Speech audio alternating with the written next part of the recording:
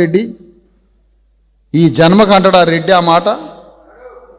కాంగ్రెస్ పార్టీలో ఆ రెడ్లే, తెలుగుదేశంలో ఆ రెడ్లే, బీజేపీలో ఆ రెడ్లే, కాంగ్రెస్లో రెడ్లే. ఈ రెడ్లందరూ కూర్చొని రేపో మాపో 3 రోజులు ఎలక్షన్లు ఉందనగా ఏ రెడ్డిని గెలిపించాలని అప్పుడు డిసైడ్ చేస్తారు.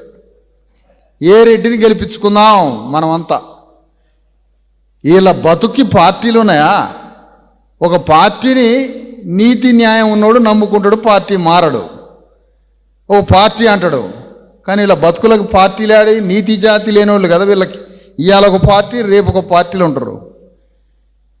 వీళ్ళందరూ ఈ రెడ్లంతా మనందరి రక్తమాంసాలు దాగి వేల సంవత్సరాల నుంచి గద్వాల రాజ్యాన్ని పరిపాలిస్తూ ఇక్కడున్న బీసీలని, ఎస్సీలని, ఎస్టీలని, మైనారిటీలైనటువంటి మెజారిటీలైన ముస్లింలని, మనందరి యొక్క శ్రమని, మన రక్తమాంసాలని దోచుకొని భూములు, రాజ్యాలని కొల్లగొట్టి సంపాదించి తరతరాలని మనల్ని దోపిడీ చేస్తూ వాళ్ళు తరతరాలకు కావాల్సింది సంపాదించుకొని ఆ డబ్బుతో కాంగ్రెస్ పార్టీల రెడ్లు, తెలుగుదేశం పార్టీల రెడ్లు, బీఆర్ఎస్ పార్టీల రెడ్లు, బీజేపీ పార్టీల రెడ్లు జొరబడి ఆ సంపాదించిన వేల కోట్ల రూపాయల ధనంతో మనకి ఒక తలా 500 1000 ఇచ్చి సారకో మాసానికో డబ్బులు ఇచ్చి మన ఓట్లని కొల్లగొట్టి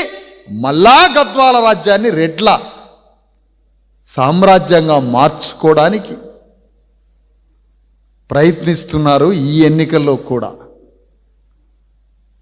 కానీ ఇప్పటికొచ్చింది మిమ్మల్ని ప్రశ్నించడానికి, మిమ్మల్ని తేల్చడానికి.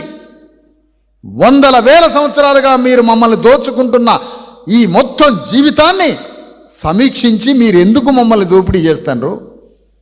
ఈ రాజ్యం మనందరిది కదా, ఈ దేశం మనందరిది కదా. ఈ శాంతినగరు, ఈ అలంపూరు, ఈ గద్వాల, ఈ నడిగడ్డ ప్రాంతం, ఈ 2 నదుల మధ్య ఉన్న ఈ భూమి మొత్తం మనందరిది కదా.